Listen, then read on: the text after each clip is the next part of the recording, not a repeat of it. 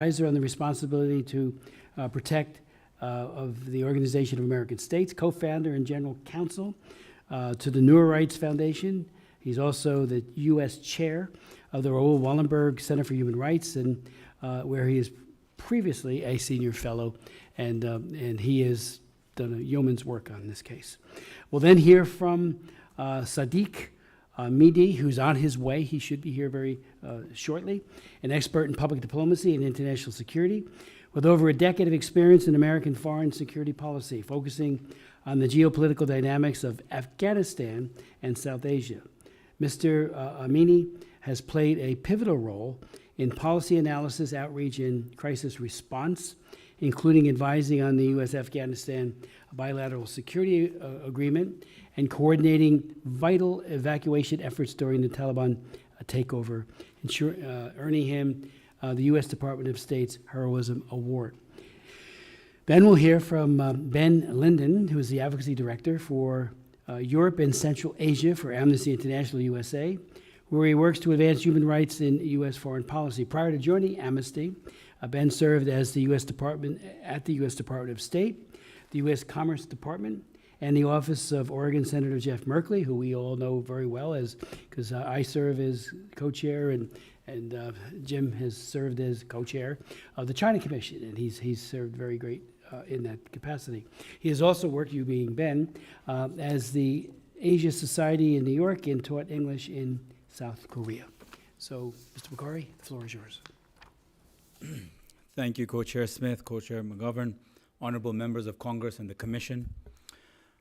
I would like to just before add that I have a longer statement for the record, which I would like to be included. Without objection, so ordered, and that goes for all of your statements and anything else you would like to attach to them. Thank you. I've traveled 15 hours to get here, so I apologize in advance to the Commission if I go a tad bit over my time. I could stand here today and talk about all the injustices unfolding in Pakistan, but today I want to give you the context, the story behind the headlines, so you can truly get a grasp of what is happening and why. Let me start with the event that shattered whatever remained of a Pakistan democratic facade, the general elections of February 8th, 2024. These were the most brutally rigged elections in Pakistan's history. The rigging started months earlier than the actual election day. They stole the symbol of our very part of the party, which was the cricket bat, so voters couldn't identify us on the ballot. Our candidates were forced to contest as independents, creating chaos and confusion. Nomination papers were rejected, rallies were banned, banners were torn down, flags were forbidden, leaders were jailed, exiled, driven underground. Many of them are here today. Yet, the people of Pakistan rose to the challenge. And one of the highest turnouts in our history, the Pakistanis came out and voted for change. Independent data and independent observers have both shown with academic fact that PTI-affiliated candidates have won over 170 to 180 seats in the existing parliament. Unfortunately, overnight, from 24 to 72 hours, those results were all changed. As a result, Pakistan, Tehreek-e-Insaf couldn't form a government. Brutality continued. There were too many votes for even the constituency that even held the amount of constituents. So if a constituency had 400 votes, somehow the person who got the vote changed in Form 47 had 450,000 votes. So overnight, populations grew by 50 to 100,000. Let me be very clear that Pakistan's 2024 elections were neither free nor fair. They were engineered to silence the democratic voices of millions. As if crushing democracy at the ballot box wasn't enough, Pakistan's rulers then turned their knives to the judiciary. Through the 26th Constitutional Amendment, they rewrote the rules of justice. They stacked the Judicial Commission with politicians, loyalists, stripping judges of independence. Our courts, once a check for executive power, became a tool of the power. Previously, judicial appointments were driven largely by senior judges, themselves ensuring a measure of autonomy and judicial independence. It subordinates the independence of judiciary to political interest, erodes public confidence, no longer impartial, and became an extension of the executive. It violates the Pakistan Constitution itself, from Article 175, which enshrines the separation of power, to Article 10, which guarantees every individual the right to a fair trial before an impartial, competent court. The UN Special Rapporteur on Independence and Judges and Lawyers has said, quote, real risk to judicial independence and individual rights to a fair hearing by a competent, independent, and impartial tribunal. The ICJ has described it as, quote, a serious threat to independence of judiciary.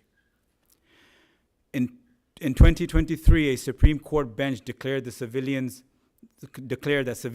could not be tried in military courts. However, the 26th Amendment, a larger hand-picked bench, reversed that ruling. This is not justice. This is a colonial tool of intimidation, resurrected to silence dissent. Pakistan now virtually stands alone in the world by allowing military trials of civilians under a constitution that supposedly guarantees its fair trial and due protest. The ICJ says it's a travesty of justice, glaring surrender of human rights. I want to add that these military courts, after May 9th, 2023, convicted 104 civilians, mostly PTI supporters, voters, or activists, were sentenced to a prison term of up to 10 years. Every single one of them was convicted, so 100% conviction rate. These trials were held in secret, in dark rooms where family and public were barred from attending. No charge sheets or judgments have been published till date. Trials happen, documents are hidden from lawyers and the legal team, so not a single document can leave that courtroom till date. Judges are army officers, and appeals are given not to civilian court judges, but rather to the army chief himself, who will then hand it down to his subordinates to make a tribunal, to come out with whatever decision they want with no justification or evidence. Even the sentences are arbitrary. Some were jailed for a year, others were jailed for a decade. No clear reason except political punishment. An example is Barrister Hassan Khan Niazi, Imran Khan's nephew, who was sentenced to 10 years despite minor allegations. This is a purge, it's not justice. It violates Pakistan's own constitution, as I mentioned earlier. It violates international law. Article 14 of the ICCPR demands fair public trials in independent courts. From the US State Department to the EU, to the UK, Human Rights Watch, and the ICJ, the world is united in condemning Pakistan's military trials on civilians. Pakistan's Supreme Court, once a beacon of hope, has wavered under pressure, green-lighting the sham proceedings. And what about the voices that are trying to tell these stories? Freedom of speech in Pakistan is dying. Journalists have been arrested, abducted, tortured, or driven in exile. Dr. Moin Pirzada, one sitting right here. Independent shutdowns and social media blackouts are now a standard tactics to bury dissent. YouTube channels criticizing the government or the establishment vanished overnight. TV anchors are blacklisted if they dare to speak even Imran Khan's name, which is forbidden on national television. I appear on international media myself, but I'm not allowed to appear on local media. The consequences of this are deadly. From senior anchors like Arshad Sharif, one of Pakistan's most respected journalists who fled the country under threats for his life and continued reporting from abroad, was assassinated in Kenya. There are many cases of exile of our journalists that are abroad. Either they have to take a sabbatical if they don't toe the line, or they have to take exile. Most recently, a magistrate ordered nearly 30 YouTube channels to shut down simply because they expose the truth. Google wants them to take a legal stay in the High Court, which is not possible for those who are in exile. If they go to Pakistan, we know what torture is coming next. I want to, as this repression continues, the rigging of elections, the capturing the courts, military trials, the silencing of media, it all leads back to one man and one thing: the elephant in the room, former Prime Minister of Pakistan, Imran Khan. Since 2022, he has faced relentless prosecution. Over 200 legal cases he's been charged with. From cases like the Iddat case, which is a ridiculous illegal marriage case, to murder charges, to one that him and his wife, Bushra Imran Khan, have been charged for, the Al-Qadir case. The Al-Qadir case was 190 million pounds, which was a personal settlement between a property developer and the NCA, National Crime Agency of the UK, which then got deposited into the Supreme Court of Pakistan. Nothing to do with our government, nothing to do with Imran Khan. The money was deposited directly there, earning interest. That same property developer developed a university in a trust, which Imran Khan and his wife were trustees of. All have agreed that there's been no financial benefit. In fact, 200 plus students have studied for free. This is the first time in a country where a husband and wife have been imprisoned for giving university level education for free to 200 odd children. Abduction, breaking into homes, trashing of their personal property, abduction of children, torture, using women as a tool to get the politicians and the men out to surrender themselves is the first time we've seen this in Pakistani history. On November 26, more known as the Islamabad massacre, Pakistani people took to the streets to protest peacefully. In exchange, they were met with an iron fist. 12 people were killed. Even a dear colleague of mine, Muhammad Idris, who was my worker and friend, was shot in the stomach and died. The government claimed no casualties and claimed that they didn't use any ammunition. Thanks to international media, BBC, Reuters, and The Independent, they unearthed 12 deaths from that protest itself. As others I know will speak about, and the co-chairs have said, the United Nations Working Group on Arbitrary Detention has declared Imran Khan's imprisonment as illegal and demands an immediate release. Imran Khan remains the most popular figure in Pakistani history and remains the most popular leader of a political party till date. I want to just briefly, before I conclude, add that Imran Khan and his wife are in solitary confinement for over 23 hours a day. They are in inhumane conditions. Bugs and insects are deliberately released into their cell, which is not even a cell of what one should get when he's a former prime minister legally. Their prisoner rights are abused. They aren't given fresh water, substandard food. In 50 degrees temperature, they say that they have some form of cooling, but what they do is they cut off the electricity. Intimidation in front of his wife is done by a supervisor beating up a subordinate in front of her to intimidate her. This is all being done so Imran Khan can see his wife in mental torture and then try to break his will.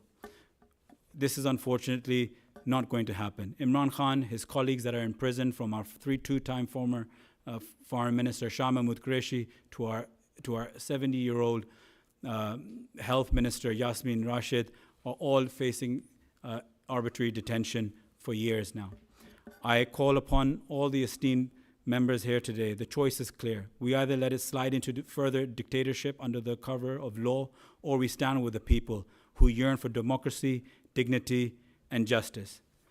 Lastly, I just say the people of Pakistan deserve to choose their leaders fairly, to speak without fear, to live under laws that protect them, not persecute them. I thank you for your time. I urge you to stand with 250 million people of Pakistan and look away from the few hand-picked few. Thank you very much. Mr. Bukhari, thank you for that extraordinarily powerful statement, for your courage. It's hopefully not only will Congress, but the executive branch will sit up and take note right now. So thank you so very much for that. Mr. Genser. Thanks so much, Commissioner Smith, Co-Chair McGovern, Congressman Subramanian. I really appreciate the opportunity to testify on the human rights crisis unfolding in Pakistan. I speak today as international counsel to former Prime Minister Imran Khan, whose case exemplifies the alarming erosion of democratic institutions, rule of law, and civil liberties under Pakistan's current regime. My testimony will first talk about the broader situation marked by repression, censorship, and arbitrary detentions. I'll speak briefly about the plight of Mr. Khan, specifically, before concluding with recommendations for Congress, the Trump administration, and broader international community. And I'll also seek to not repeat the really important points that were made by my colleague Zulfi Bukhari as well. Since Imran Khan was removed from power in April 2022, Pakistan's human rights landscape has deteriorated markedly as the military-backed authorities use a range of repressive measures to consolidate power and suppress dissent. There were more than 4,000 arrests made following protests that were sparked by Khan's detention, As Mr. Bukhari noted, 104 civilians were convicted by military courts, 85 of them still behind bars, and these prisoners were all given from 2 to 10 years in prison. Estimates vary overall, but there are likely more than about 1,100 political prisoners behind bars in Pakistan, while about 8,000 others remain under indictment but are out on bail, awaiting trials to be held. Equally troubling, Pakistan's information landscape has been engineered to elect and keep in power the current regime, and its prime minister, led by its prime minister, Shehbaz Sharif. The general election was supposed to happen in August of 2023, but was held illegally late under the Constitution. I won't speak more about that because Mr. Bukhari covered it. But the US, EU, and UK expressed serious concerns about election irregularities and called for an investigation. In addition, press freedom has been totally and completely eviscerated. The Committee to Protect Journalists have condemned blocks on critical websites and the throttling of access to the internet. Broadcasters have been banned from mentioning Khan or the PTI. In beginning April 2022, the media regulator, PEMRA, issued various directives outlawing Imran Khan from appearing on the air and even past speeches, culminating in an order that branded his speeches all as, quote, hate speech.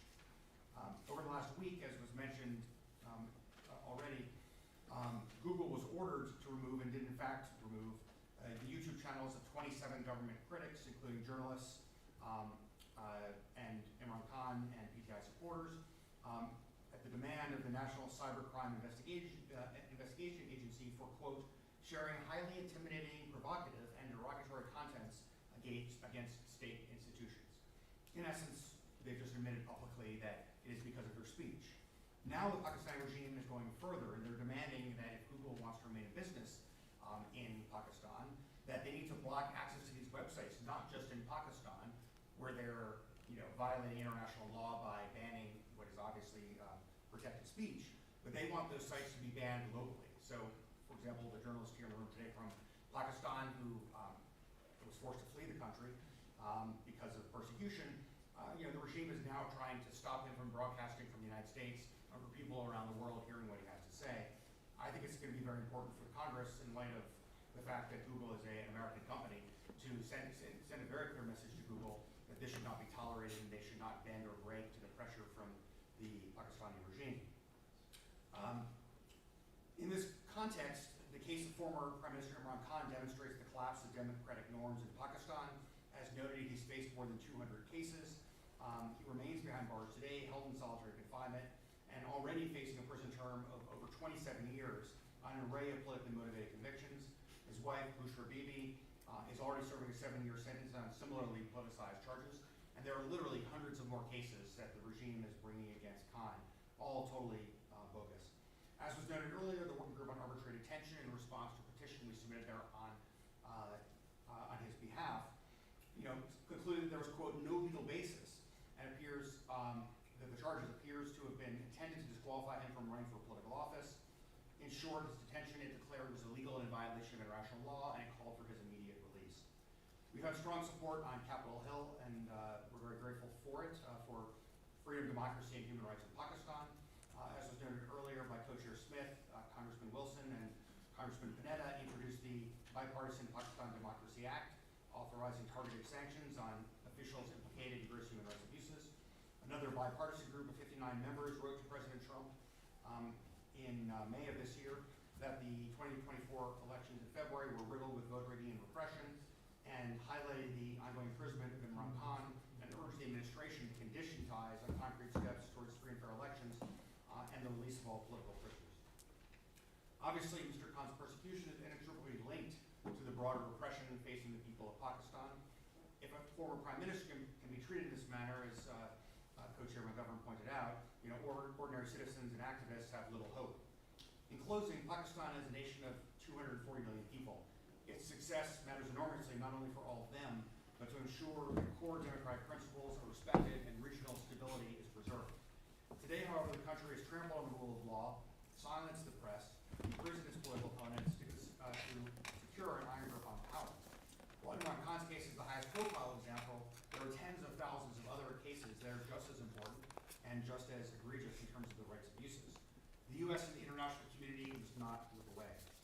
There's much that can be done to help, and holding this hearing itself is a critical step forward.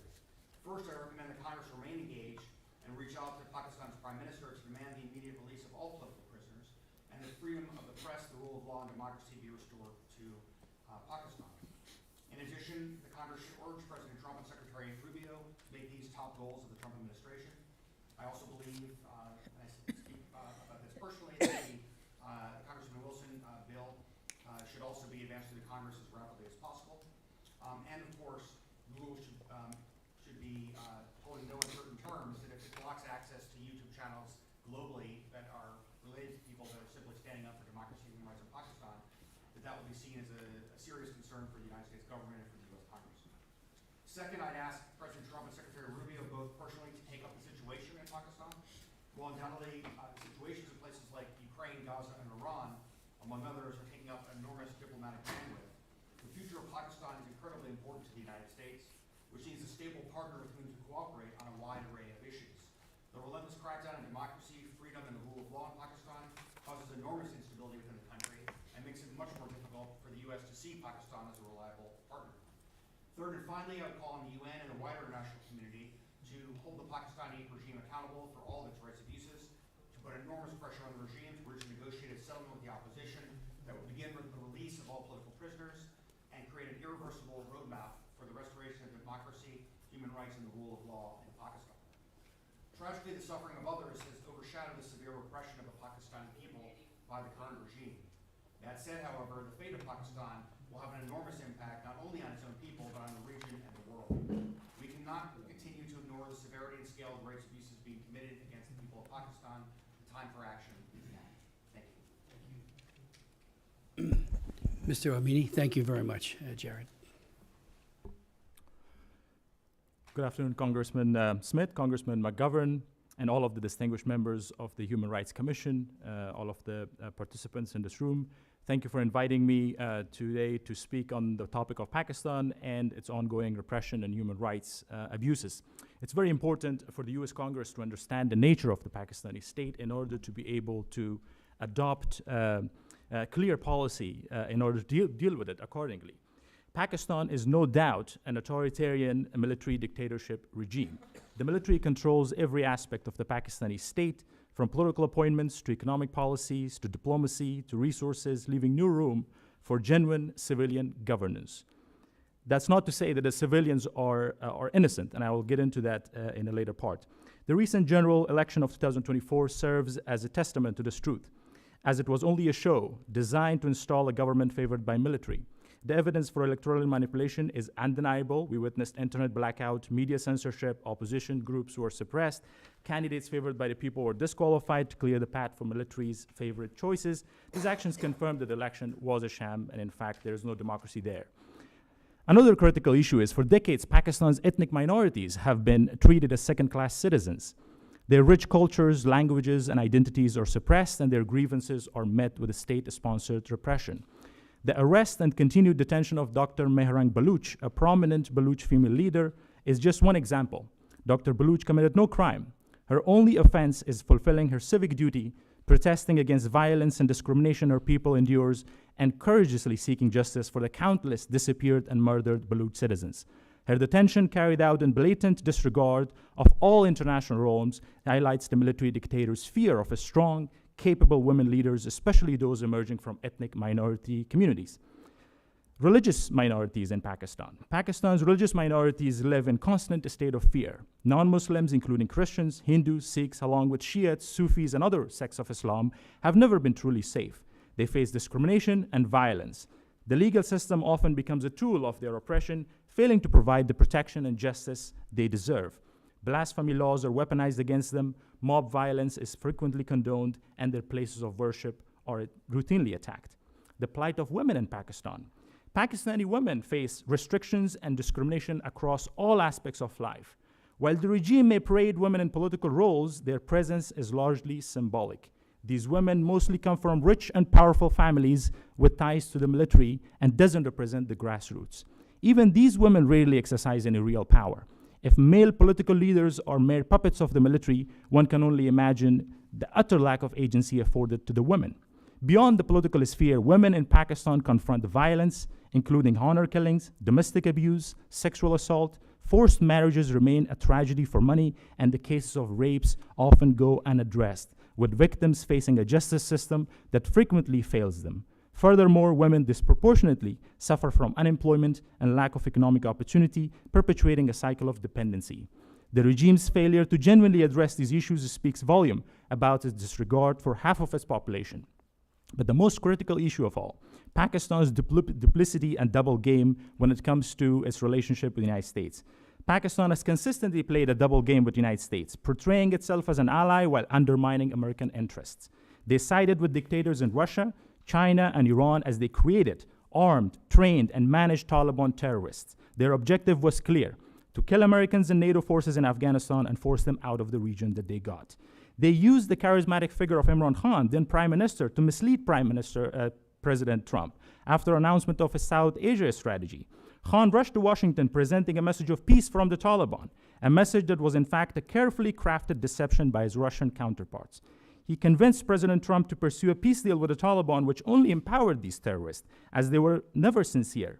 The peace process inevitably failed, leading to the US withdrawal and the subsequent establishment of a gender apartheid regime in Afghanistan by the Taliban terrorists, whose Russian recognition just a few days ago proves the Taliban's status as a Russian proxy.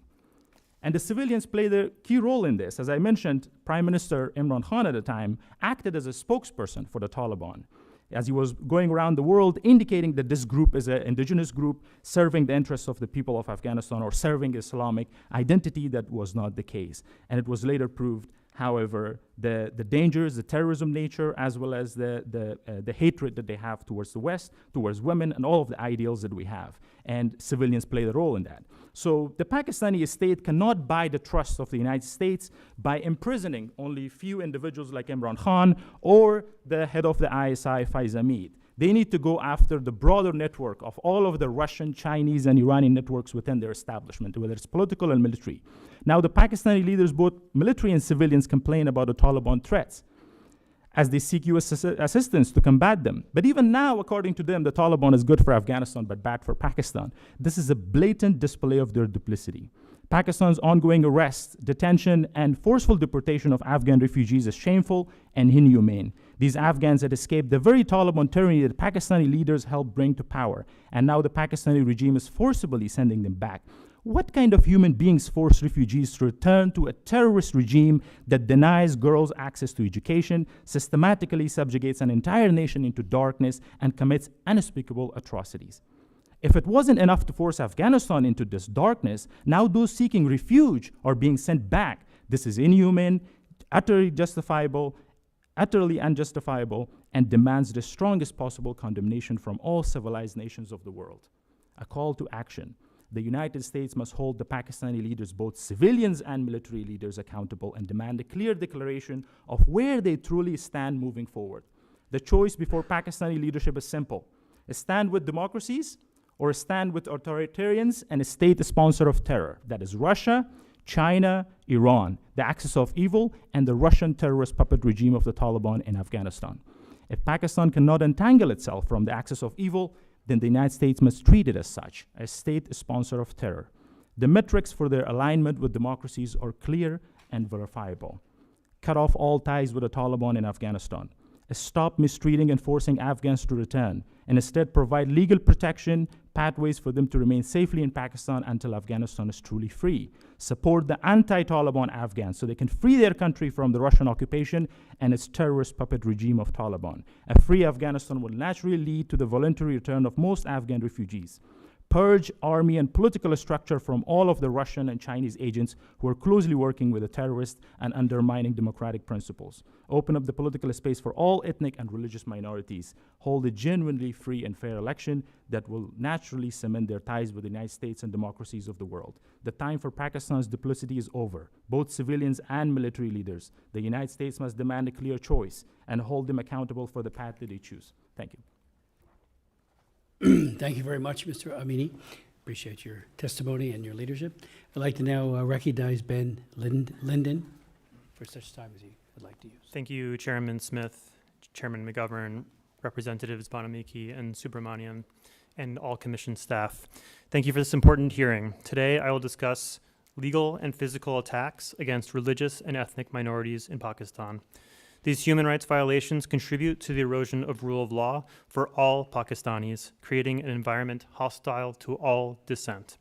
The crackdown on freedom of association and expression experienced by the PTI, as described by my colleagues on this panel, should be understood in the context of this larger assault on human rights.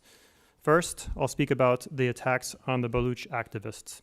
The Baluch Yakjati Committee, the BYC, has mobilized thousands to peacefully demand justice, accountability, and an end to enforced disappearances. Yet BYC members who attempt to peacefully protest are arrested, while internet and mobile services are routinely suspended and media coverage of the protests is severely restricted. Dr. Marang Baluch, chief organizer of the BYC, has been under arbitrary detention alongside 5 other activists since March 22nd. Meanwhile, the Baluchistan Assembly recently amended its provisional anti-terrorism law to allow for detention up to 90 days without charges. The activists could have their sentences extended further under this law. Last week, the BYC announced that its detained activists had been relocated and that their families were being denied access. Dr. Marang and the other activists have not been given due process and should be freed. The past 6 months has also seen a marked increase in enforced disappearances and extrajudicial killings targeting Baluch activists. Just 2 weeks ago, BYC member Zishan Zahir was abducted. 8 hours later, his bullet-ridden body was dumped. These cases are part of a systemic attack on the rights of the Baluch community. Turning now to religious minorities. For decades, Pakistan's penal code has barred members of the Ahmadi community from calling themselves Muslims or practicing their faith in public. Harassment and restrictions against Ahmadis spiked around Eid holiday last month, when individuals were forced to sign affidavits to refrain from Eid prayers and rituals. 3 Ahmadis have been killed since mid-April in apparent targeted attacks. Instead of protecting this community, local authorities have arrested Ahmadis, including children, outside of their places of worship around Friday prayers. Even the Lahore High Court Bar Association has lobbied for restrictions on this community. These institutions should be protecting the rights of religious minorities, not attacking those rights. Meanwhile, Pakistan's vaguely worded blasphemy laws are increasingly being weaponized by majoritarian religious groups, while the accused have few means to defend themselves. In 2024 alone, 344 new cases were opened following blasphemy allegations. This caused widespread harassment and intimidation against religious minorities, although most cases were against the recognized Muslim community itself. 10 of those accused of blasphemy last year were extrajudicially killed. Finally, turning to the forced deportations of Afghan nationals. In September of 2023, the Pakistani government announced a phased deportation plan targeting Afghan refugees and asylum seekers. Since then, more than 1 million Afghan nationals have been forcibly returned to Afghanistan. People facing forced return to Afghanistan, including journalists, human rights defenders, women protesters, artists, and former government officials, are at imminent risk of persecution and repression by the Taliban. And I would add that Afghan women refugees' voices would be particularly valuable to this commission, and perhaps they could be invited back for another hearing to update this commission in the near future. Those still in Pakistan, those Afghan refugees still in Pakistan, live in constant fear of harassment, arbitrary detention, and deportation, with no due process or lawyers to represent them. Among them are those in the pipeline for U.S. P1, P2, and special immigrant visas, or CIVs, some of whom fought alongside U.S. forces for 20 years. The harms against Afghans in Pakistan are compounding. Deportation orders and their looming deadlines have made Afghan refugees vulnerable to extortion by officials who demand bribes, and parents are afraid to send their children to school in case they're picked up for deportation. Some of those receiving support from NGOs have had their aid cut due to the freeze in U.S. foreign aid, making them even more vulnerable.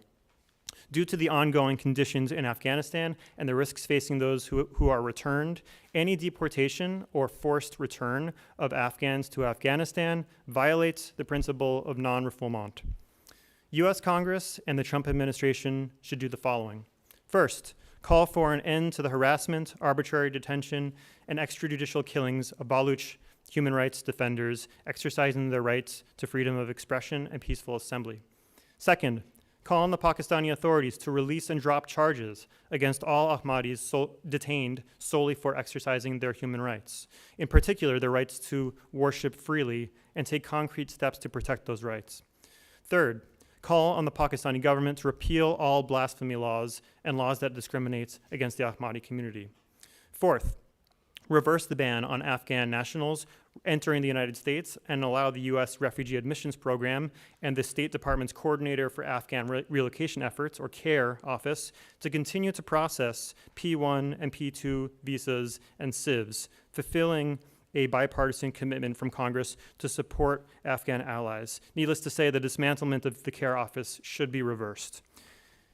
Finally, or penultimately, extend temporary protected status for Afghans already in the United States, and finally call on the Pakistani government to stop the arbitrary arrests, detentions, and harassment of Afghan nationals and reverse the decision to forcefully deport Afghan nationals. Before wrapping, I want to just add one note, which is to say, to briefly acknowledge that the work of defending human rights in Pakistan and everywhere requires expertise at all levels of government. Amnesty International is gravely concerned by the reckless reorganization of the State Department, the drastic cuts to the human rights and humanitarian assistance, and as of last week, the reduction in force affecting critical human rights positions held by civil servants in the State Department. Congress should act expeditiously, using all oversight, appropriations, and other powers to prevent permanent damage to the State Department's long-standing, long-developed institutional expertise and relationships in support of human rights and refugee protection around the world. Thank you for your commitment to human rights, and I look forward to today's conversation. Thank you, Mr. Linden, for your testimony.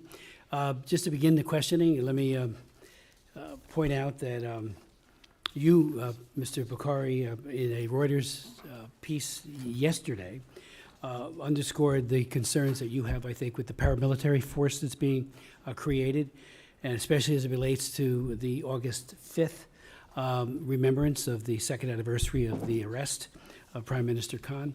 And I'm wondering if you might want to expand upon that. I'll give a few questions so we can expedite for the other members as well.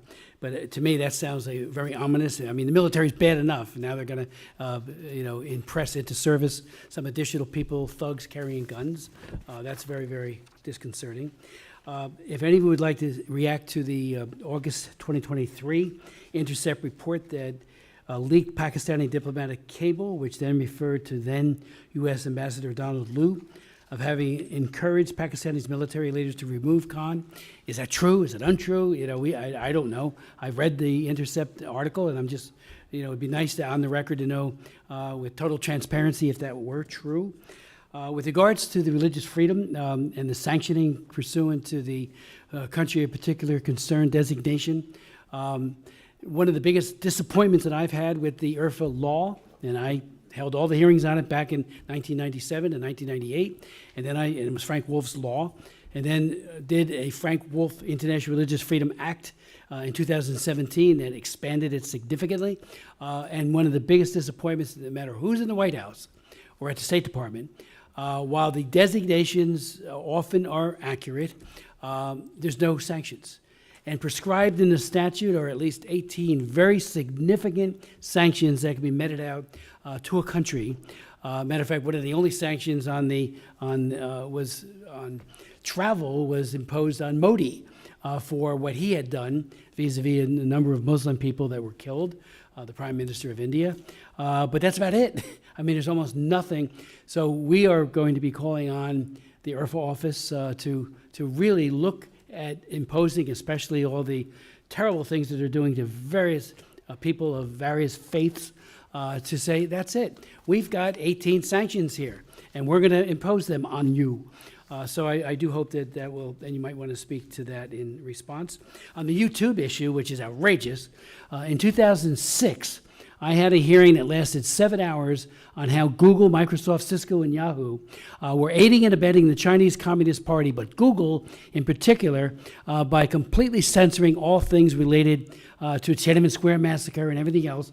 But they are also opening up their vaults to Chinese Communist Party police, and Yahoo was especially egregious in this activity. And they were going to go after all the human rights activists, the democracy activists.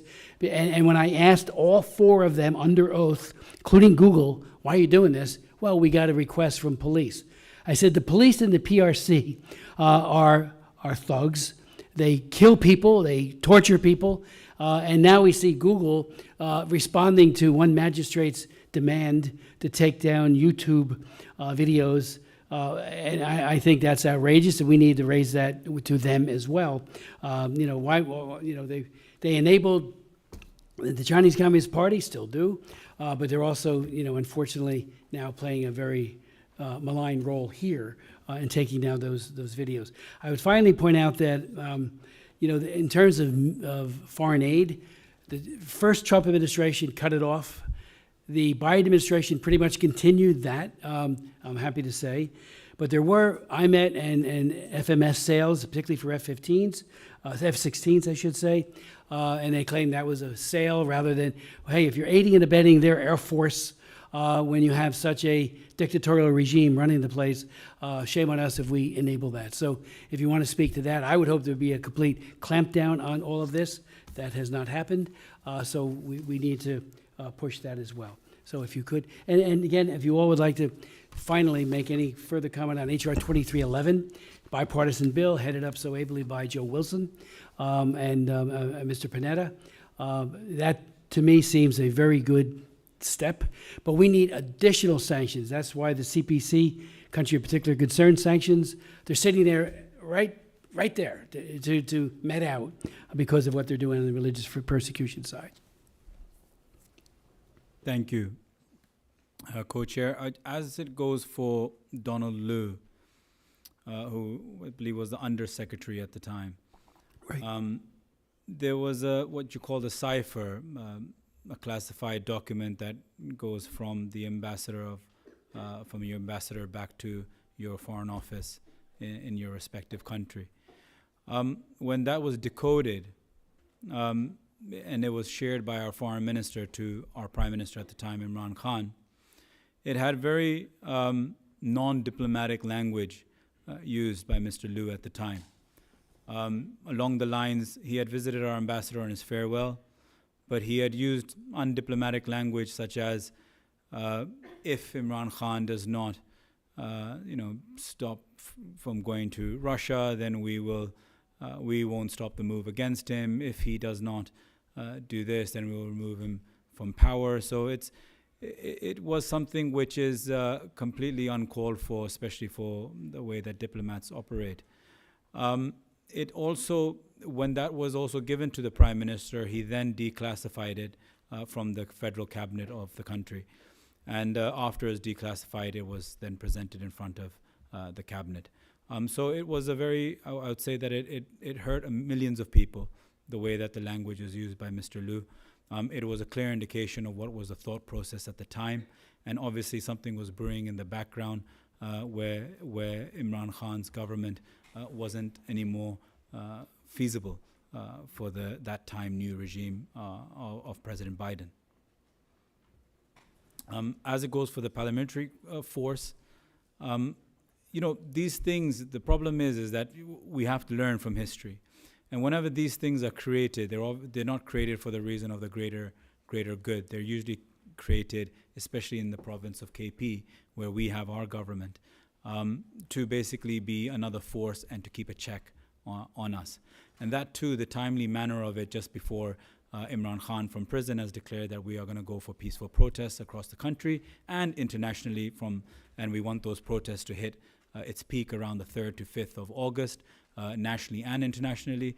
These paramilitary forces have been created in the province where we have right now our government. So there's a massive gap of trust, mistrust between us, and we know that these are going to be used as a further clampdown method in the province where we're ruling. Let me just speak to one of the issues, which is Google's behavior here, because I think it is both shocking and deplorable.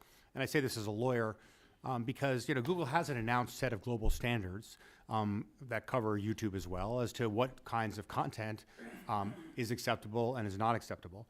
And it should not be bullied by any country in the world that adopts arbitrary court orders that violate international interpretations of international law. Pakistan signed and ratified the International Covenant on Civil and Political Rights. Article 19 creates a right to freedom of opinion and expression through any means you so choose, which would include YouTube. Google shouldn't be looking to local court orders in Pakistan for what to do. It should be looking to its own standards. It should look at the complaint about videos and evaluate under their own standards, which are global standards, as to whether or not those standards have been violated. And if yes, they should take them down. And if no, as I think is very much the case with these specific channels, then it should say to Pakistan, we have a set of global standards we apply to everybody in the world. We're very sorry that you don't like that we are keeping these videos online, but we have to abide by the global policies that we have adopted. And so the fact that they caved so quickly, and now we understand that Pakistan's regime is trying to pressure them to take down those channels, not just in Pakistan, but globally, is really stunning, and I think would be a terrible blow to freedom of the press and freedom of political opinion and expression if they were to do that. And I hope that the Congress, Co-Chair Smith, you've been brilliant at hauling, and you too, Mr. McGovern, at hauling tech companies before the U.S. Congress and forcing them to answer questions about their policies. And to me, this would be a totally indefensible move. As of the moment, a court in Pakistan has suspended the blocking of those channels, but this is actually more of a move by the government that actually asked for this, because the government is trying to, in essence, extort Google into doing what it wants, and it's putting at risk, obviously, the money that they're making from Pakistan in the process.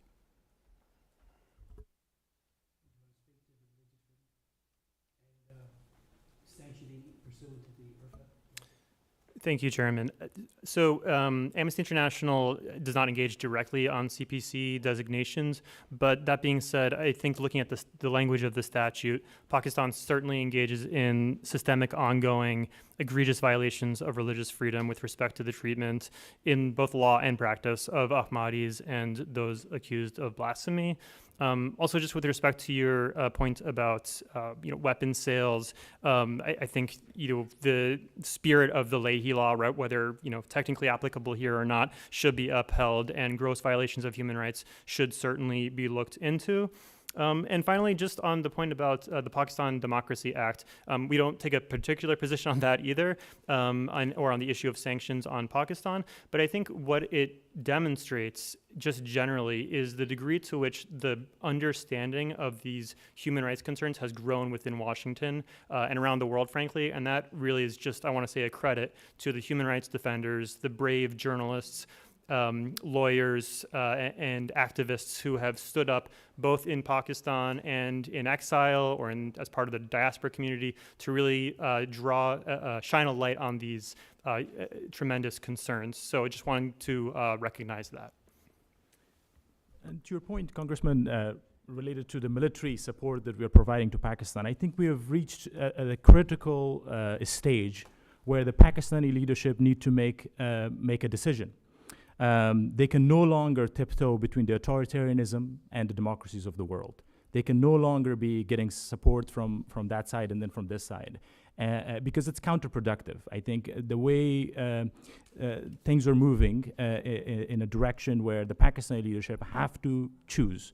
I think the recent meeting that President Trump had with the chief of the Pakistani Armed Forces, Asim Munir, is a clear testimony to the fact that who's in charge in Pakistan, and that they need to make a decision accordingly, that whatever supplies or support that they would need in terms of military for their armed forces, it needs to be aligned, that they can no longer be allowed to have within their entities and structures, whether military or civilian, people who have affinity to terrorism, people who have affinity to Taliban and to people who have affinity to communism in China or the dictators in Russia. And I hope that they make that decision, and we need to make it conditional upon them that as long as they have those ties, that we would no longer be providing them support, and we will no longer be counting upon them in this struggle that is coming up. But if they do make a decision, the metrics are clear, as I have highlighted before, cutting off all the relationship and ties that they have with the Taliban, and then having a genuine democratic process within their country. Thank you. Thank you very much, and I'll be brief because I know there's other people here. But let me first of all thank all of you for being here, for your testimony, and Mr. Genser, I think you've just sparked a brilliant idea here in terms of Google. I mean, I think what we should do is we should call them in and have a private meeting with them, and if the private meeting doesn't turn out to be satisfactory, we do a public meeting with them. But I do think they need to know that people are watching, and that if they care about Congress, that they ought to care about the fact that we don't like what we're hearing, and so that's something I think we can commit to. I have a vibrant Pakistani community in Massachusetts who engage me all the time, and quite frankly, they're worried about signals coming from our government right now. And I just open this up to anyone here. I mean, can you characterize the relationship of the United States and Pakistani governments, and specifically, what does the Chief of Army Staff Munir's recent visit to the White House say about that relationship, and what that relationship might look like in the future? Because I get a lot of calls from people in my district who are really concerned about that, and I'm just wondering if any of you have any reaction to that. Mr. Bukhari? If I may, it's a great question. I think, as it was stated earlier, that President Trump decided to meet who's in charge and who wields the power in this government. Our defense minister, Asif Khwaja, just recently, 2-3 days ago, gave 2 interviews, if not 3, stating that this is a hybrid government. What that means is for everyone's guess, but it basically means we lost the elections, we rigged it, and now we're sitting here because we have the cover from the military to allow us to sit here. And that's what we're going to call now hybrid. But in February 2024, they were declaring that they won by a popular vote, and decided to have allies in the parliament. So I think what it is, to say fairly, is that President Trump probably didn't want to waste his time meeting someone with no power, that is the prime minister, and decided to meet someone who's calling the shots. Yeah. No, and I appreciate that answer. I guess some of my constituents are concerned about when I meet with somebody in the White House, I'm bestowing legitimacy on them and giving them respect that, quite frankly, every leader in the world and every official in the world doesn't get. Mr. Genser? Yeah, I mean, I would concur with that analysis. I mean, candidly, I don't think that the Trump administration right now is at all focused on Pakistan. There was a meeting, and there's some things going on, in terms of discussions, I guess, behind the scenes. But I think the point that I'm happy to make publicly to the Trump administration is that, you can walk and chew gum at the same time, and that you need to do so when it comes to Pakistan. And obviously, we don't want to say, well, we as the United States government are going to have no relationship with the country, et cetera. I mean, we just don't really typically act that way. Even diplomats don't act that way, even with the worst regimes that we engage with. You have to engage with them. The key thing is to put pressure on them and to have President Trump, Secretary Rubio, saying very clearly that, we want to have a positive and strong relationship with Pakistan, but this is what needs to be done in order to get from here to there. And that includes, releasing Khan and the political prisoners and so forth. But I do think we do have to engage with the people that are in power. I mean, we do this, even with Kim Jong-un, and we're trying to do which this with Iran. I would, I would question whether that was a good meeting. No, I wasn't. Yeah, right. That wasn't. No, I guess my issue is, I'm not talking about we don't engage. I'm talking about how and when you engage, and with whom you engage with. I mean, to me, coming to Washington is a pretty big deal, and it is unprecedented for a chief of staff, for a chief of Army staff to to visit the White House and meet with the president. But anyway, so I want a relationship. I think the relationship is good. We need to talk. We need to be talking about the political repression and releasing political prisoners and the future of Imran Khan, all that kind of stuff. But it's kind of like how you do it, right? And Yeah. so, I think it also has to be multilateral, and I Right. think we really need to engage the I'm UN with you. on Yeah. this too. I mean, it's not just the U.S. that cares about human rights in Pakistan. It's obviously, countless countries around the world with very large, Pakistani, diaspora communities, et cetera. agree with you. It's Yeah. an enormous country, Yeah, it Pakistan, is. and the number of people living abroad, I think, provides a lot of hope, because when you see how engaged the diaspora is here in the United States, your own constituents, as you were talking about, and other members were too, that gives me a lot of hope, because all these people, or many of these people, have family back home who could speak to what's going on and can bring to life, the tragedy that is Pakistan today in terms of the rights abuses. So I fully agree with you. We need the highest level of engagement, and there need to be a very clear benchmark set for the regime. And notwithstanding transnational repression, I can assure you that my Pakistani constituents are very much engaged at every level. But I don't know if you have anyone else wants to add anything? Yeah. I'll just briefly add, I would hope that during that meeting between the president and Mr. Munir, that the president would raise human rights. I know that there are a broad range of bilateral issues, Pakistan being a very strategic country, but I would hope that in that meeting and in future meetings, whether it is between the president and the leader of Pakistan, or at any level, that human rights are raised, amending the law, amending these overly broad laws that you pointed to, whether it's PICA or the blasphemy law or the law affecting the rights of Ahmadis. There are a lot of opportunities to do a lot of good work in those meetings, and I hope they will take that opportunity. And let me just, I just want to question, I'm a big believer that the United States needs to lead, not just by its words, but by example. And so, we can say a lot of things, but we have to do a lot of things too. And I think, Mr. Linden, you and Mr. Amini, you highlighted the precarity faced by Afghan refugees in Pakistan. And I also noted Mr. Amini's criticism of Pakistan's unwillingness to provide pathways to citizenship. I can't help but think of our own immigration policies here in the United States. I mean, the Trump administration's termination of TPS for Afghans leaves over 11,000 people vulnerable to deportation. And while I'm relieved that the travel ban on Afghanistan made an exception for Afghans on special immigrant visas, many Afghans who helped the U.S. during the war are not eligible for them. And so I guess my question, and anybody, for you guys, but if anybody who wants to chime in, I mean, can Congress credibly encourage the Pakistani government to support Afghan refugees when the U.S. government is unwilling to do so? How might we rebuild our credibility on this issue so that it's not just us saying to Pakistan, do something that we're not willing to do? I think what Pakistan's treatment of the Afghan community deserves condemnation. But I'm just, for us to say you have to treat Afghan refugees better when we're not, it just seems to me to be, I don't know, not particularly powerful. But I opened this up. I don't know if you want to, yeah. Well, thank you very much, Congressman. I think our understanding is that the United States leading the Western world and the way it is doing in terms of immigration is by far the best in the world that we have, the system that we have.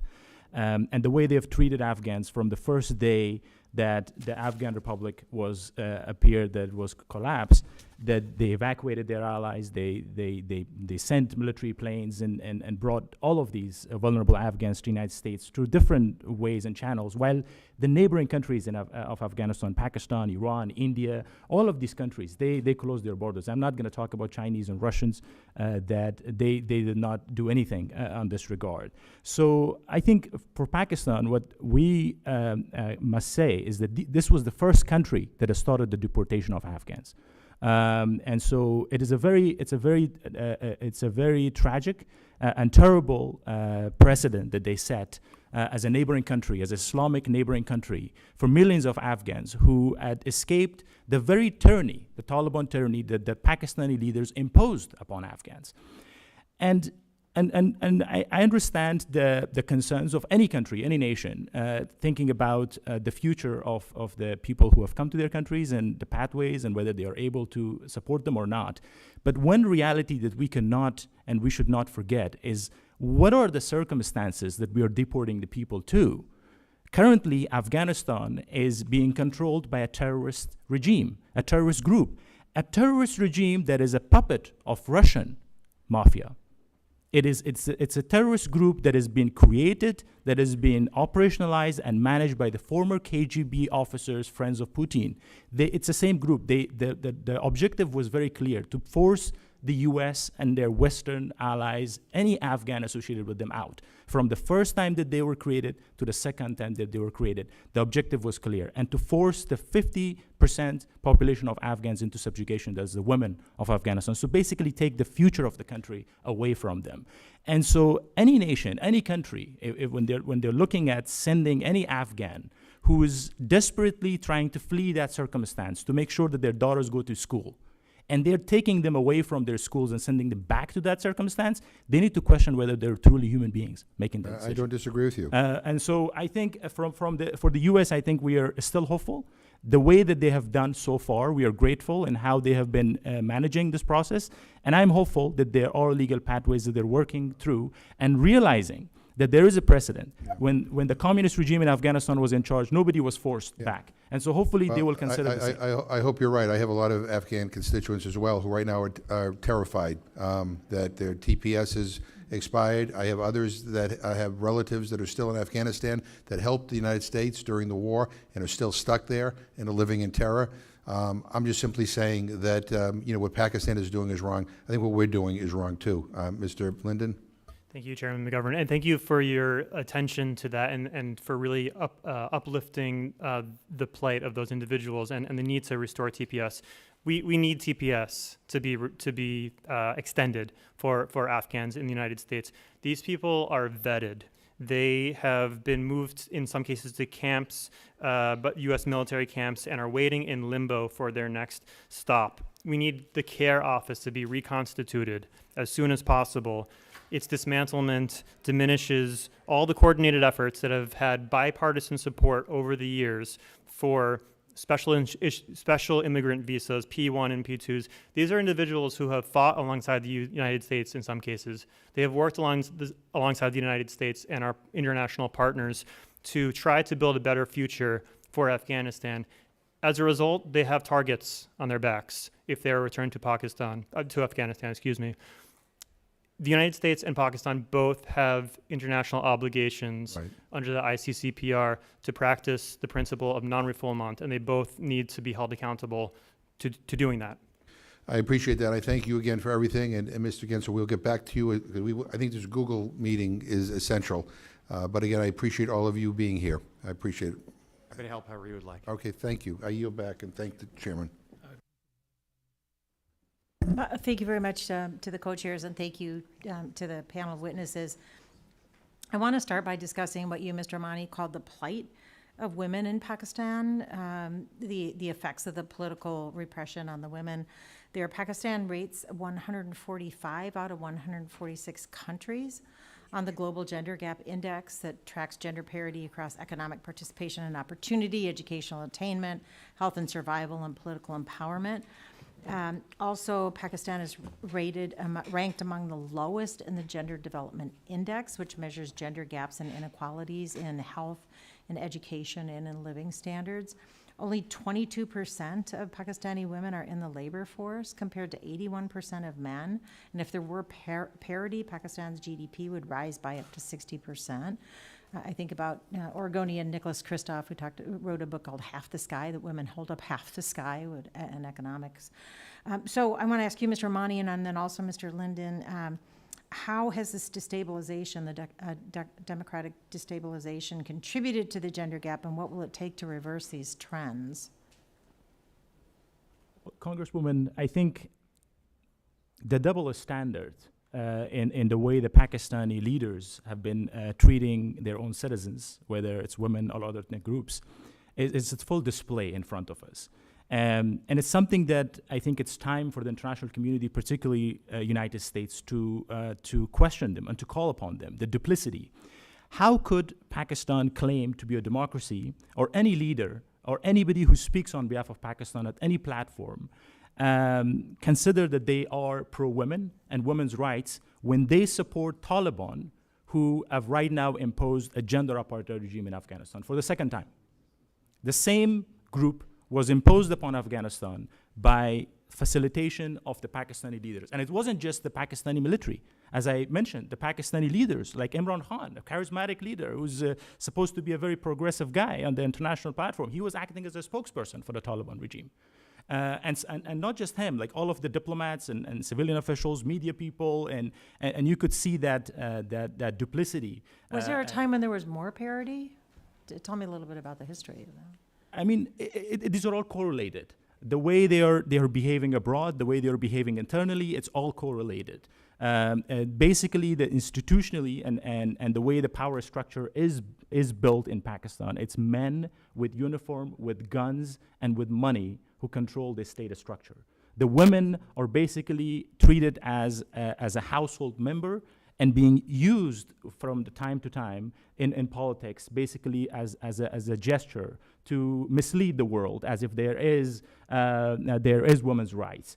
Some prime minister or some minister, some diplomat. But when you go look into that, all of these women are tied to the powerful families, to the rich families who are related to the military. Nobody from the grassroots. As I indicated, Dr. Mehrang Baluch is a clear example of a Baluch woman who's fighting for the freedom of her people, but she's being treated in a way that she's being treated, and there is no guarantee for her life and what's going to happen to her, whether she would survive this.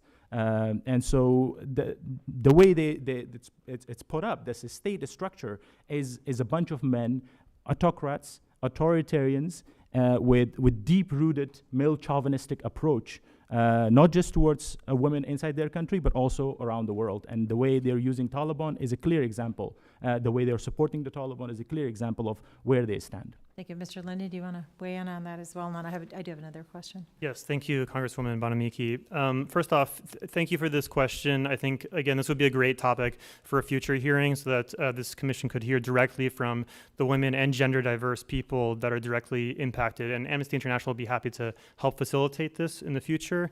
You know, you asked one question about whether there was a better time. I don't have the knowledge to say if there was a better time in general. I will point to one particular form of law, which was the Transgender Persons Protection Act of 2018, which enshrined much needed protections, such as the definition of a transgender person and access to legal gender recognition based on self-determination, the rights to education and employment, and the prohibition of discrimination. Unfortunately, that law has been rolled back by the Pakistan's federal Sharia court. That ruling is being challenged in the Supreme Court. It should be fully restored, and that's an important note to make. Turning more generally, violence against women, girls, and gender diverse groups continues to be widespread in Pakistan. The government has yet to make any concrete efforts to enact its Domestic Violence Prevention and Protection Bill, despite its pledges in multilateral fora to do so. Legislation related to harassment and gender-based violence were passed in the form of the Harassment of Women in the Workplace Amendment Act in 2022 and the Anti-Rape Investigation and Trial Act of 2021, but those laws have lacked implementation. There is also an ongoing issue, longstanding issue of quote-unquote honor killings. There were 531 of them recorded between January and November of last year. Just in 1 year? Just in 1 year. There's a culture of impunity around those. And when it comes to gender-based violence, there is a culture, there is social stigma around reporting those. So these are deep-rooted issues, and it's important that they be raised. So I thank you for doing so. It looks like Mr. Bukhari wants to say something, please. If I could just say a quick word. The gentleman on my left, he said some arguments, and I just want to clarify that Imran Khan was never going around being an ambassador for the Taliban, as he stated. Imran Khan is anti-war. I'm standing in front of congressmen of probably the most powerful army in the world. The U.S. spent over a decade in Afghanistan fighting these same people and got nowhere. And at the end left trillions of dollars down the drain. So what is Pakistan going to do fighting these people when the U.S. miserably failed in it? So you must understand, we live in a neighborhood with Afghanistan on one side, Iran on another, India on another, and China. So Pakistan has to protect its borders. It has to try to protect the influx of terrorism that comes through those borders. And Imran Khan's always policy was that war leads to further terrorism. And that's all it was. So if the U.S. couldn't find an answer to it, to think that Pakistan military or Pakistan political landscape could, is completely uncalled for. Another misstated fact was that every woman in politics is related to the military. We have dozens of politicians in my party right now that have made it from grassroots level and up. In fact, today, a young one just got awarded a senator ticket. One is a gynecologist right now rotting in prison with Imran Khan, who's a gynecologist and a health minister. Pakistan was the first country in the world to have, Islamic country in the world to have a female prime minister. Benazir Bhutto wasn't from the military. Benazir Bhutto was the chairman of her political party, Pakistan People's Party. So, these are incorrect facts, but at the end of it, I would just want to say one thing, that there are a lot of there are smaller artery problems. The reality is that you're not going to find a solution to any of these problems, let it be gender equality, let it be terrorism, let it be anything else. Terrorism has increased in the last 2-3 years drastically, maybe 200% fold since our government has fallen. Why? Because it ruins when you destroy and remove the democratic fabric that the people have picked. The demographics of Pakistan don't give that kind of support and belief into the leader. 2019 was the safest year in Pakistan for the last 15 years. 2019 was the safest year in Pakistan for the last 15 years after 2019. So reality is that when you get your basics and your foundations right of democracy and people's will and people's support and have the people supporting you, you can start going into the smaller arteries and handle all these problems like discrimination of women or freedom of religion and so on and so forth. Thank you. Thank you very much, and thanks for the clarification. And just to follow up, and Mr. McGovern pretty much asked my second question, but I want to follow up a little bit. When an Amnesty International report, Mr. Linden, from 2024 discusses, of course, many disturbing examples of oppression that we've heard about today, the attacks on freedom of expression, a failure to protect journalists' safety, crackdown on protests, and the freedom to peacefully assemble, arbitrary arrests and detention of civilians, as well as enforced disappearances and the mass detention and deportation of refugees. And as Mr. McGovern was pointing out, and as we've discussed, it's pretty distressing to see parallels now happening in the United States. And I fear that the values we once embodied as a country are under attack and in some places disappearing. So what lessons can we learn from the erosion of democracy in Pakistan? What can we be doing here to strengthen our democratic institutions? But also, if you could talk a little bit about how the current leadership in Pakistan is perceiving what the erosion of democracy here in this country, I think that would be helpful for us to hear. Who wants to start? I'd like to hear whoever wants to weigh in. Thank you. I'd be happy to start. Thank you, Congresswoman Bonamiki. I think it's a really important question. I think the first parallel, unfortunately, is on the right to peaceful protest. I won't say parallel as in equal. I just mean it's an important thing to bear in mind based on what we see in Pakistan. We see the arbitrary detention of peaceful protesters in Balochistan. We see the crackdown on peaceful PTI protesters and how this is intended to create a chilling effect on dissent generally. We see the use of dubious legal provisions that are used to justify these detentions, and that erodes rule of law. When rule of law is eroded, it threatens protections of everybody's rights in a society. We also see a theme of impunity and lack of successful pushback against attacks on civic space and rule of law throughout Pakistan. There was lack of transparency where they were talking about the decision to deport Afghan refugees, the passage of the cybercrime law, the Balochistan anti-terrorism law, or the deadly crackdown, again, on the PTI demonstration last year. Impunity, lack of transparency, and attacks on rule of law enable further crackdowns. So I think the lesson for the U.S. there is that when rule of law is sacrificed for refugees or activists or students or anybody else, it threatens the rights of the whole society. And last thing I would say is believe it or not, I think the blasphemy laws are instructive as well. And of course, we don't have those in the United States. But what they demonstrate is that institutions don't stand on their own. They need to be defended. When blasphemy allegations are made, police may protect the person from the mob that may go after them to try to kill them, but then they are pressured into arresting and charging the victim to appease the mob. Lawyers are afraid to represent victims of these allegations because they know that they too could be targeted, and they have. Judges are afraid to acquit individuals accused of blasphemy because they could be targeted for the same reasons. So these institutions that were set up to protect people's rights need to be defended so that they can continue to protect people's rights. Thank you very much. Anyone else interested in a comment Just on may that? just respond to the gentleman. The United States fought for 10 years in Afghanistan or more and didn't win because Pakistan was supporting the Taliban. The United States fought in Afghanistan, didn't win because Russia was supporting the Taliban.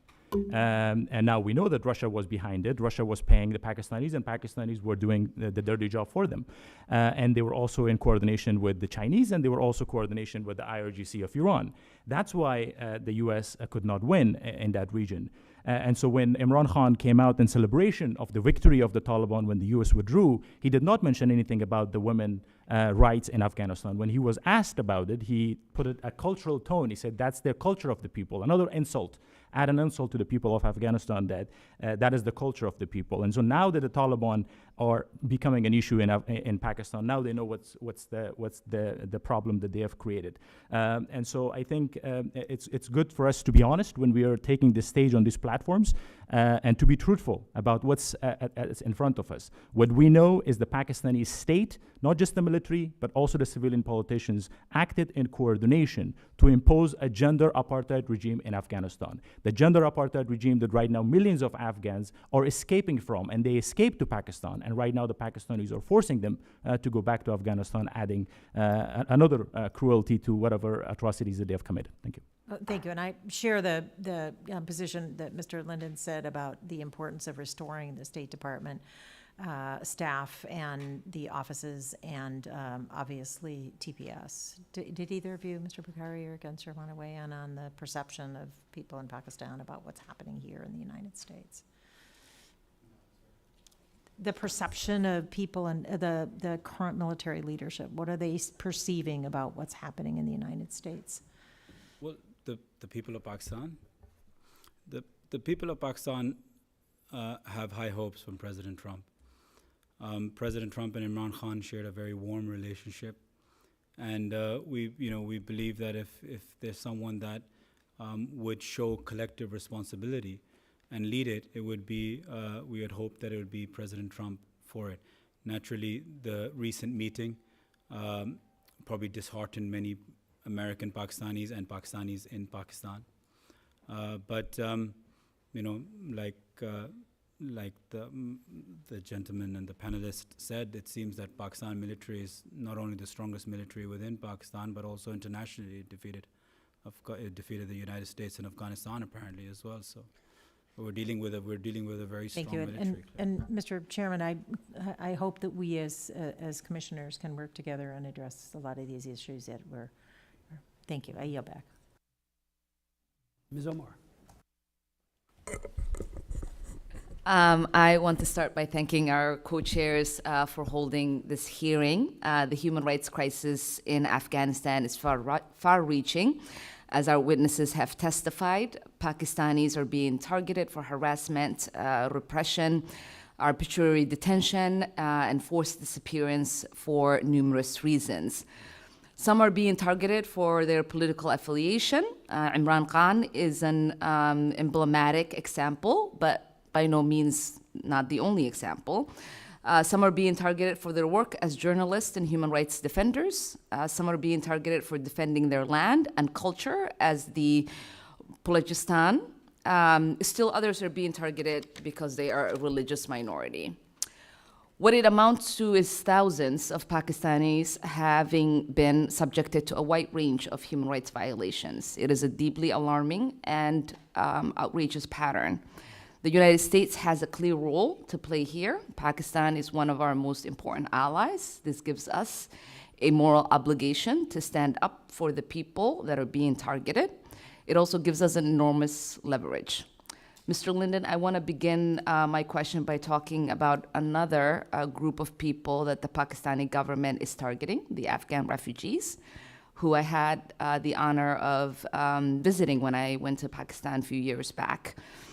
Hundreds of Afghanis are living in Pakistan, some of whom have lived there for decades and are now being subjected to forced deportation. Can you touch on what are the international law implications of deporting people to a place they are likely to face torture or imprisonment? Thank you, Congresswoman Omar. You're absolutely right. First off, there have been generations of Afghans living in Pakistan. They form part of the fabric of society, and yet they have been denied their rights. They have been demonized and constantly threatened with deportation. Amnesty recently actually put out a report focusing on the individual stories of some of the Afghan refugees who are impacted. One of those was a 27-year-old who we called Parwana Rahimi, although that's not her real name.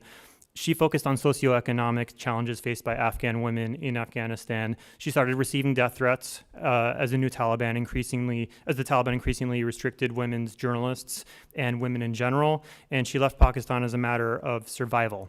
But since then, she has had to deal with threats of deportation and harassment from the authorities, despite holding a visa and legal documentation. She has said herself, "I request the Pakistani government to see us as human beings, not just as refugees, and to extend their support to Afghan refugees facing genuine difficulties." She's also urged agencies such as UNHCR to expedite their processing to relocate refugees to safer countries as the uncertainty and challenges in Pakistan continue to mount.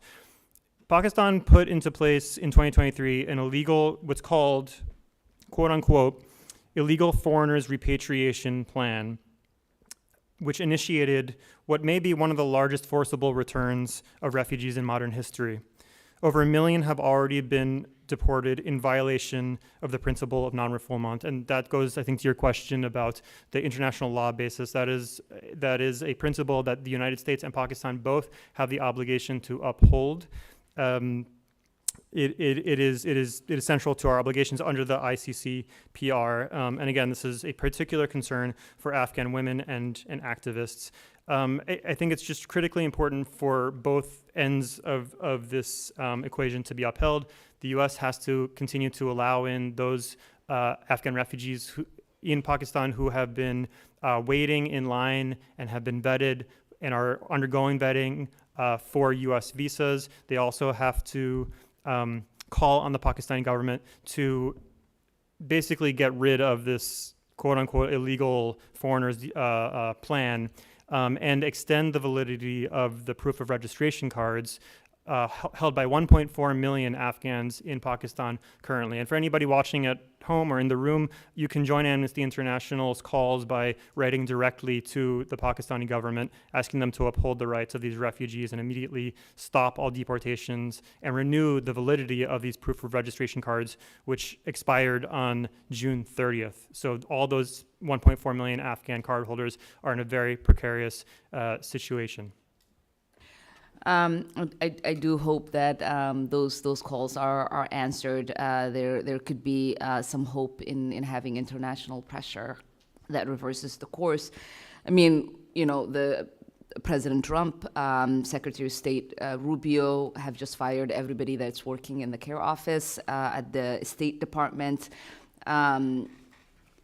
Last year, under the Biden administration, I was able to meet with the Pakistani ambassador, advocating for them to stop the deportations. It is hard for us to have any sort of credibility right now in engaging in that kind of advocacy when we ourselves are deporting Afghans back to Afghanistan. And we certainly have, as you'd alluded to, hundreds of people that are waiting in different military bases that have been identified. Sending them back is sending them back to a death sentence. And so I do hope that the public is able to do more than we are able to do as as part of the government that is currently carrying out deportations. Mr. Genser, we have to understand the persecution of Imran Khan in the larger context, as you said in your testimony. What are the implications of the de facto criminalization of the PTI itself for Pakistan's democracy? Thanks, Congresswoman Omar, for the very, very important question. You know, I've represented political prisoners in more than 20 countries around the world over the course of my career, a lot of them political leaders, some Nobel Peace Prize laureates, and so forth. And unfortunately, you see a very similar pattern emerge when authoritarian regime takes over a country and transforms a country from being a democracy, albeit a fragile one, into an authoritarian regime. And it means they go after it from the very start. Anybody that might be in a position to challenge them. And in light of the circumstances in Pakistan, it made a lot of sense, obviously, that Imran Khan would be the first target because he had a very, very popular base of support and still does. But of course, it wasn't enough to go after him because of the wide array of supporters of the PTI in the country, activists and human rights defenders. And from there, you broaden the circle outward to those who threaten you, right? So you go after the media, right? Because any free and independent media can talk about the rights abuses that are being committed. You go after human rights defenders, people on the ground standing up for the rights of women, the rights of religious minorities, and so forth. You go after civil society organizations themselves. You criminalize NGOs, and you go after their bank accounts. You engage in transnational repression to go after those who are speaking out or acting against you around the world. My colleague, Mr. Bukhari, here was the subject of abuse of red notice, where they filed false charges against him. Interpol just listened to what Pakistan asked for and issued the red notice against him, and we were able to ultimately get that taken down within a number of months. But that makes it very difficult, as you can imagine, for anyone even abroad to think about speaking up and speaking out. You now see, of course, them going to companies that are operating in Pakistan and like Google, right? And then trying to criminalize them simply just providing YouTube access to their own population of people who are journalists and human rights defenders and so forth. So it began with Khan and the PTI, but that was not nearly sufficient because Pakistan has such a vibrant civil society and strong tradition of political engagement by its population. And so I think that this is what we've seen, is this extraordinary retrenchment that began with Khan and the PTI, but obviously has proliferated, throughout the entire country and extended out globally around the world against any critics of the regime. Yeah. We're also seeing young members of the Pakistani Communist Party as well being targeted at the moment, right? Undoubtedly, yes. Anybody that is seen as a threat to the regime, and because they're weak and they know it, right? They are very, very afraid. My own experience has been quite interesting over the years, going up against many dictatorships. And I've met with many governments when I represent political prisoners. And the bottom line is, if they were as popular as they thought they were, or as they claimed to be, right, why do you need to repress anybody? Why don't you have free speech? Why don't you have free media? Let people tweet out what they want on X or any other social media platform, access YouTube, right? If there's nothing to be afraid of and you actually believe you have the popular support of your people, then it's very easy to let people say what they want because you're not threatened by it, because you have transparency and accountability in your government. And so, yes, indeed, I think, any opposition political party is a threat, no matter how small, to this regime because of their tenuous grip on power. Yeah, and what does this tell us about this government's long-term ambitions and agenda? I'm probably not the best person to speak about that as an international human rights lawyer and someone who has worked on Pakistan issues for more than 20 years, but I wouldn't really consider myself an expert on the internal dynamics of it. What I can just say overall is that, it's a very difficult and challenging environment for the military regime, military-backed regime, to hold on to power because so many Pakistanis globally and within the country are so outspoken and are willing to risk their lives for the sake of their own people and their country. And when you're talking about a country of 250 million with people being as vibrant and as engaged as they are in politics and civil society and activism in the media, right? This is not North Korea, right? It's a very, very vibrant society that, One can access VPN to get news from around the world, despite the regime blocking it. The regime turned off the internet for 24 hours when the election day happened, and that didn't stop the world from analyzing the results and saying that this was a stolen election. So I actually have a lot of hope because of the Pakistani people and the diaspora around the world for the future of Pakistan personally. And I think that this is the tidal wave that this current military regime is not going to be able to withstand ultimately. And finally, Mr. Bukhari, you, in your testimony, you mentioned Arshad Sharif's assassination in Kenya. That's sending shockwaves and making it hard for journalists, whether they are abroad or in country, to be able to exercise their ability to do their work. Can you elaborate a little bit about how has that shifted the culture for folks within country, and not just those outside of the country? Sure. I mean, Pakistan in general has over about 200 independent private channels. So actually, it was a very vibrant. We had very vibrant media that was always criticizing, questioning, analyzing the government to be. We've always had issues with media and the intelligence agencies, but they've been very minute compared to the overall. This time you see all your top, after Arshad Sharif's death, you see all the top 5, 10 journalists who are the best anchors in our country are either in exile, or they've taken gardening leave sabbaticals. Kashif Abbasi is probably one of the biggest anchor. I think you met him in your last trip. He's one of the best anchors in the country, if not the. He's on gardening leave, and reason is because he refuses to talk about weather, on a 9 o'clock show. I'm being serious, and so this is what happens. We've got Dr. Moeen Pirzada, who's one of our most respected TV personalities. He's here in Pakistan and US. He can't go back, and this is happening now across the board. You'll see a lot of people moving towards these YouTube channels. Hence, last week you saw the magistrate court's order. I would just like to say, if I may, Congresswoman, is that when you asked Jared about what's coming, just recently, due to the 26th Amendment, our reserve seats were snatched away and stolen from us. Our reserve seats, believe it or not, are of women, are apportionment of what you have in Parliament. And despite the brutal rigging that we had in the 2024 election, the portion of what you win in the National Assembly, you get given reserve seats, which are for basically women and non-Muslims. Those were snatched all away from us.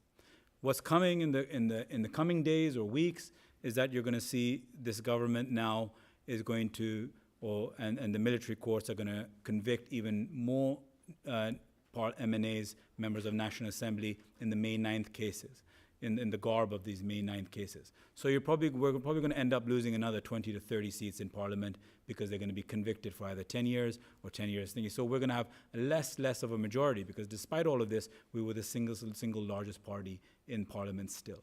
So in the coming days, weeks, or months, you're going to see them try to decrease our number even further so that they can strengthen themselves. Really appreciate that, and I'd be remiss if I didn't mention this. I know that Mr. Sadiq Amini, you said that the Pakistani government was fighting us and fighting with the Taliban. It's actually the inverse is true. The Pakistani government was helping the United States fight its war in Afghanistan, and actually, I think, took a lot of losses, not just in credibility with the Muslim world, who saw them as betraying their allegiance, but also created problems for them with terrorism in itself. So since you were concerned about us telling the truth in this committee, I just wanted to mention that. With that, Chairman, I yield back. Thank you very much. Just to conclude, as a pivot from this hearing, we will press hard for the religious freedom sanctions to see if that can be done. Raise all of these issues, obviously, with the administration. We'll do a letter, again, to the Pakistani leadership asking for Khan's and his wife's release and all the other prisoners, and pivot your testimonies as being another major wake-up call to Congress and the executive branch from totally responsible and incisive testimonies that you have provided. So I thank you for that. We'll get working on that letter. Any thoughts that you have as how we should draft it? But your testimonies speak for themselves, and that will help. I worked closely with Shabazz Badi, who was horribly assassinated in 2011. Met with him many times. He really had this belief that there could be religious pluralism, that there can be coexistence, and he believed it to his bones, and to the core of his being, and yet he was assassinated. I met with Benazir Bhutto many times, going as far back as the Cairo Population Conference when she was there, or the women's it was in Beijing, and she was a very, very articulate, effective leader. Whether you agree with her politics or not, I agreed a lot with it, but she was very effective. She was assassinated. And now, of course, if we're all talking about, with Arshad being assassinated as well, a prominent member of the media, we need to call out, this isn't just transnational with him, repression, it's transnational terrorism. And we need to make sure that the government knows that we hate it, and we're going to speak out against it and use sanctions to the best of our ability to try to mitigate it. I would point out that presidents have a propensity to meet with all sides. I chair the China Commission. I've worked on human rights in China. I've chaired 107 hearings. I'm barred from going to China these days. I'm barred from going to Minsk these days, Belarus, because of the Belarus Democracy Act, which I wrote in 2004, and have done 3 since. Barred from Russia too. You got that one right. And so what I'm saying is that our presidents traditionally have met with people who are unsavory. Why meet with Xi Jinping? Well, he is the president, but he's also a butcher, and he's committing genocide against the Uyghur, as we meet here again today. But you got to meet with him to fight with him. Even President Clinton had the butcher of Beijing, Cha Haitian, who came here. He ordered the operational commander, sent the tanks in, killed all kinds of people. He goes to the Army War College and says nobody died at Tiananmen Square. I put together a hearing within 2 days, had all of these witnesses who saw it, including the Time magazine correspondent, a editor from the People's Daily who went to prison for trying to report on the truth. And we had an empty chair. We invited him to come too.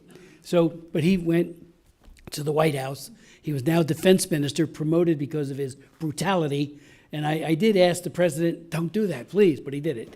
But that said, unsavory people, and we got to make sure that when they have that conversation in the White House, it is no holds bars, and they say, look, you may be the chief of staff of the military or whatever you might be, but we find this absolutely objectionable. We're going to speak out. So we're going to follow up on everything. Your testimonies, your courage is extraordinary, and I can't thank you enough for it. And thank you, Jared, for always being a man of so many great ideas. And we've worked with Jared on a lot of countries around the world, and he is all in on Pakistan, and I thank him for that. The hearing's adjourned.